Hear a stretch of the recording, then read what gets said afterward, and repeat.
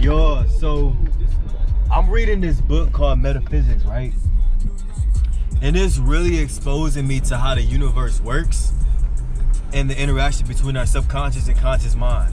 And in this book, it outlined how the top 1% of people in America and around the country, how they accomplish their amount of success and wealth and riches, right?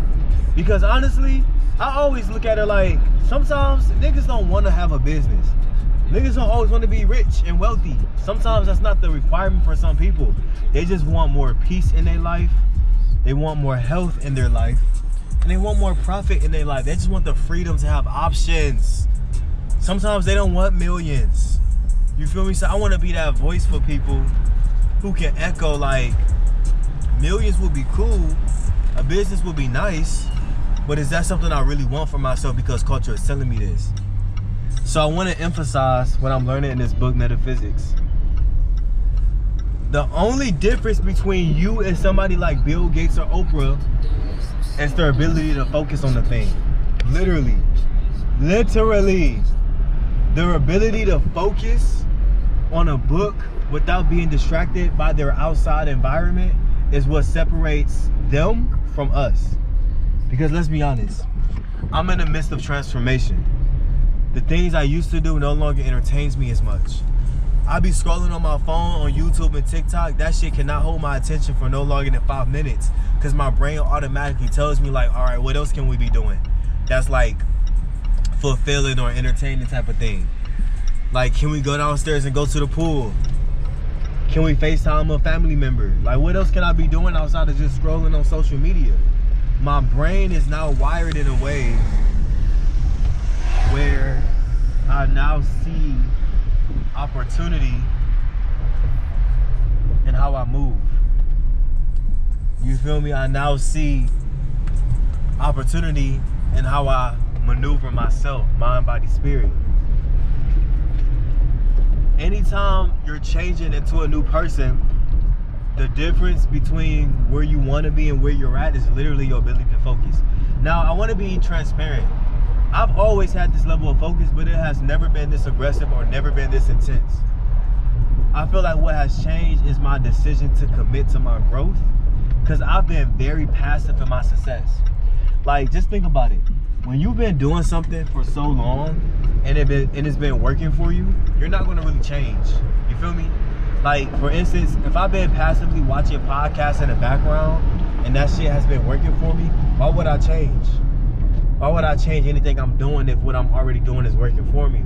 But there's always room to turn it up a notch. And when I say turn it up a notch, I'm not really referring to putting in a lot of energy and effort into something, but really just making a decision like, okay, I want to be a metaphysical teacher. I want to be a business owner of this shoe shop. I want to be a husband. I want to be a father. Once you make a decision and you speak that life into the world has no choice but to bring it back to you. I'm realizing my level of focus has become easy to me to kind of get up and do something. I can be in my mind, in my head about doing something. Oh my gosh, I don't want to work out today. I don't want to go grocery shopping. If I just make the decision in a millisecond to just fucking do it, that would save a lot of energy and a lot of time. And you're also doing a favor for your brain and for your body. Listen, this is what I heard in a book, and I want to reiterate this on this video. The conscious mind is the ship. It's the captain of the ship, right? Just imagine you're on a cruise. The conscious mind is the captain of the ship. The captain of the ship is the leader. Everyone listens to the captain. The workers, the employees, they all are listening to the captain of the ship. So if there's any turbulence, if there's any redirection, their ears is glued to the captain, which is the conscious. Now, the conscious mind is the mind that you use to experience the human reality. It's literally the mind that you use to experience the human reality. And the human reality is what we see through our eyes, through the photons of our eyes. So keep diving deeper with me. When you understand that the conscious is the captain of the ship, the subconscious mind is the employees, it's the workers. So imagine you have 10 employees on this cruise, and everything that the captain tells it, the cruise must do. So the crew be like, okay, let's clean the floor, let's prepare dinner, let's go work out, let's go walk our dog. The crew members are listening to the captain, which is the conscious mind. Remember, the crew members, and metaphorically speaking, is the subconscious, right?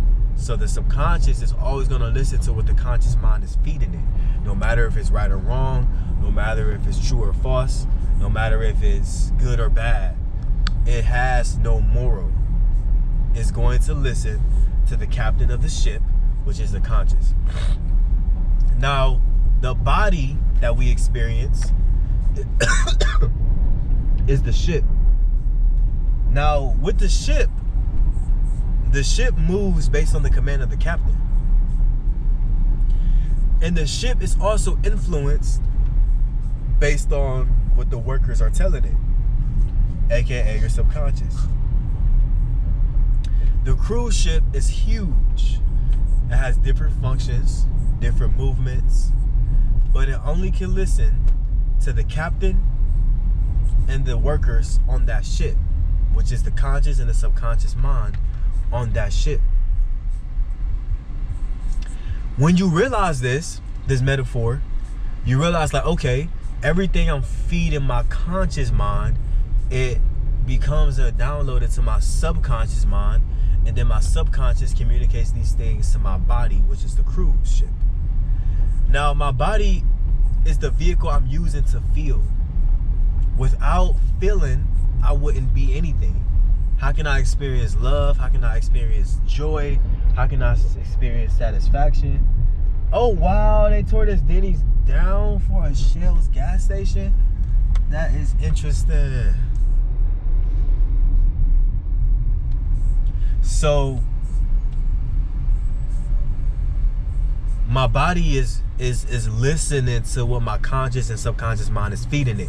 The ship is maneuvering based on what the captain and the workers are feeding it, right? So rationalize that for a bit and realize that your body is an equivalent to what you're feeding your conscious and subconscious mind over and over and over. Not once or twice, but over and over and over. There's so much power in this definition because this is how the world functions. This is how human psychology is wired. And it's simple to think about, but the application of it may appear difficult because the subconscious and the conscious mind for so many people is already incongruent with each other. Like they're already not aligned with each other. Emotions are flared everywhere. The thoughts are flared everywhere. You don't have really a sense of groundiness in yourself because you're already dysregulated from the world around you. The world around you is only a reflection of what your conscious and subconscious mind is feeding it. So you may experience something and you're wondering, why is my tire flat? Or why do I not have any luck in relationships? Or why do I not like the jobs that I be interviewing for? The reason is not outside of you. The reason is because in some capacity, your conscious and subconscious mind, you're feeding it with this reality of you not being fulfilled in life. And because you feeding it with you not being fulfilled in life, and you're trying to distract it with different entities outside of you, the universe has a responsibility to produce conditions and experiences that complement what you're giving it. So if you're giving it feelings of dissatisfaction, the world has to provide you with dissatisfying experiences. Now, with metaphysics, this is not philosophy. This is not just my thoughts. This is quantum law. This is science. And science has been studied and applied and studied and applied for decades to come.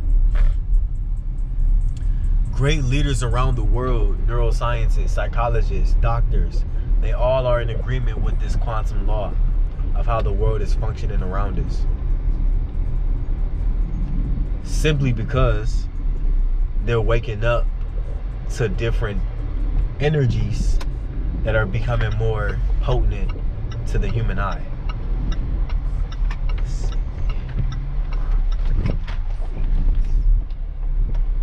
So I want to finish this video by saying this. Wherever you are at in your life, I want you to know that your situation can change for you. Oh wow, let's go. So I have a white Range Rover, and I've been like manifesting the idea to wrap it with a green thing, and here's a green car right here. That's the exact color. That's how the universe works. It's gonna show you, it's literally gonna show you what you're feeding your subconscious and conscious mind. And when you have the conviction of it, it's gonna become more potent. You're gonna start to experience it around you in your world. I'm excited because green is my favorite color. I'm a Taurus, so it makes sense. But yeah, so I'm starting to realize that, oh, my talking point. So yeah, I want you to realize no matter where you are at in your life, you have the opportunity to change it. It may take effort and it may take time, but guess what? That's all you have is time. If you think about it, if you spend the next 5 years of your life doing what you're doing now, you're going to still be experiencing dysfunction. But if you take the next 5 years of your life and you actually apply techniques of metaphysics, of energy, of whatever you want in your life, when you apply that day by day, it's going to get better. It may take months or it may take days or years, depending on how good you're at it. How it depends on how good you are in the game, you know? So whatever your situation is, you have the ability to change it. Study metaphysics. Listen to what your intuition is trying to guide you to. Not everybody wants to know this information, but at the same time, you may be exposed to different ideas for a reason. To do a different thing or to move somewhere or to date that person, you gotta listen to it. You gotta listen to it.